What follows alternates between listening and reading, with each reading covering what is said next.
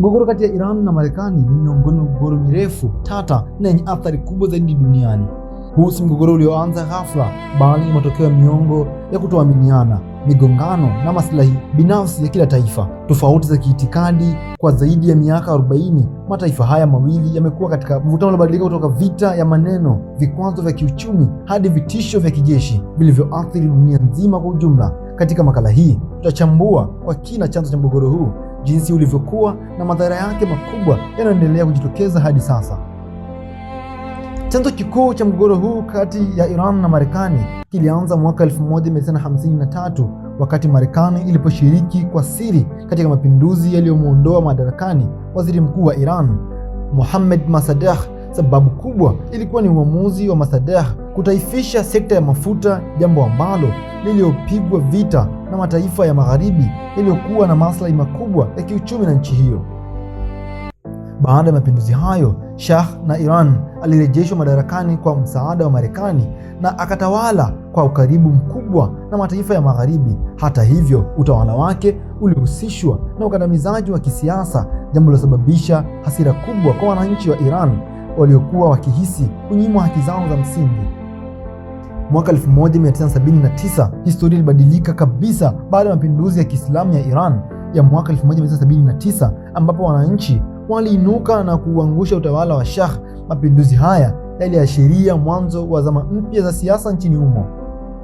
Serikali mpya iliongozwa na Ayatollah Ali Khamenei ambaye alichukua msimamo mikali dhidi ya Marekani, akitaja kama shetani mkubwa. Kauli hii ilionyesha wazi kuwa uhusiano kati ya mataifa haya mawili ungekuwa na uadui kwa muda mrefu. Baada ya mapinduzi, tukio lililozidi kuchocheza mgogoro huo lilikuwa Iran hostage crisis, ambapo wadiplomasia wa Marekani walitekwa mateka kwa zaidi ya siku 400. Tukio hili liliharibu hisia na uhusiano wa kidiplomasia kati ya nchi hizi mbili. Tangu tukio hilo, uhusiano kati ya Iran na Marekani haujawahi kurejea katika hali ya kawaida. Badala yake, pande hizi mbili zimeendelea kuishi katika mazingira ya kutoaminiana kwa kiwango cha juu sana, ambapo kila upande unaona mwenzake kama tishio la moja kwa moja kwa usalama wake. Marekani imekuwa ikishutumu Iran kwa kueneza ushawishi katika Mashariki ya Kati kupitia siasa na makundi yenye silaha, siasa za eneo hilo kwa manufaa yake binafsi. Hali hii imepelekea kuongezeka propaganda, vita ya maeneo na vitisho vya mara kwa mara vya kijeshi, hali inayofanya mgogoro huu kuendelea kuwaka chini kwa chini bila kupoa kabisa.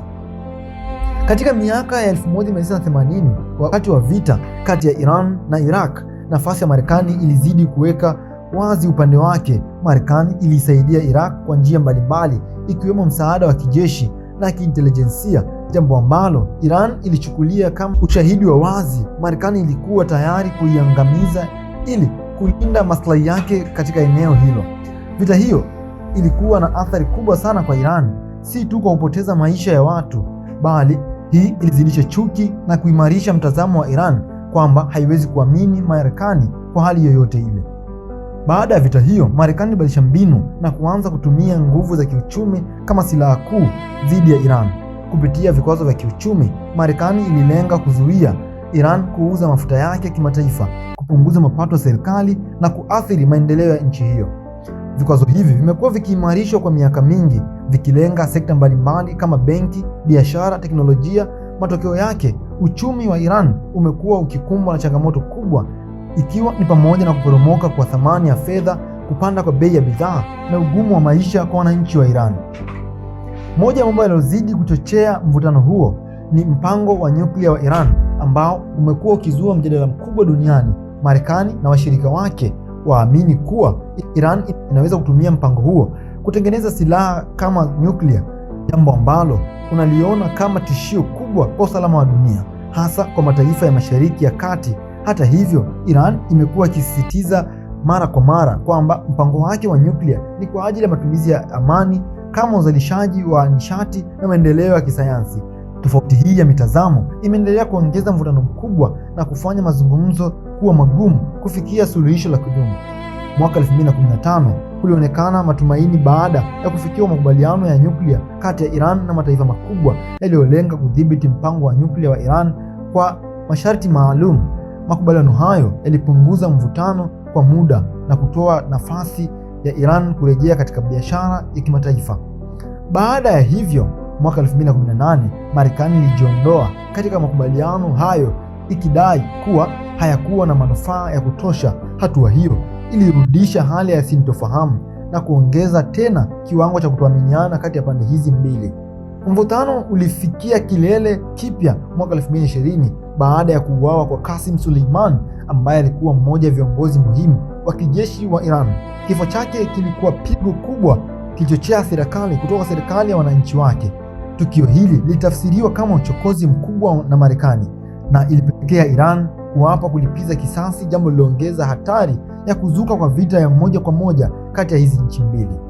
Baada ya tukio hilo, Iran ilichukua hatua ya kujibu kwa kushambulia vituo vya kijeshi vya Marekani vilivyoko katika Mashariki ya Kati.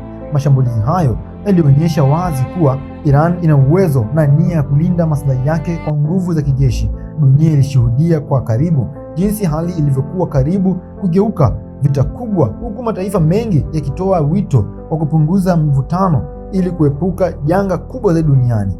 Katika miaka ya hivi karibuni, mgogoro huu umeendelea kuwa njia ya vita vya mawakala ambapo Iran na Marekani zinashindana kwa ushawishi katika nchi kama Syria, Iraq, Yemen, katika upande wanaoendelea kuunga mkono makundi tofauti yenye maslahi yanayofanana, jambo ambalo lilichangia kuendelea kwa mgogoro kati ya maeneo hayo. Hii imefanya vita hii kuwa ngumu zaidi, kwani haionekani wazi, lakini athari zake zinaendelea kuonekana kila siku.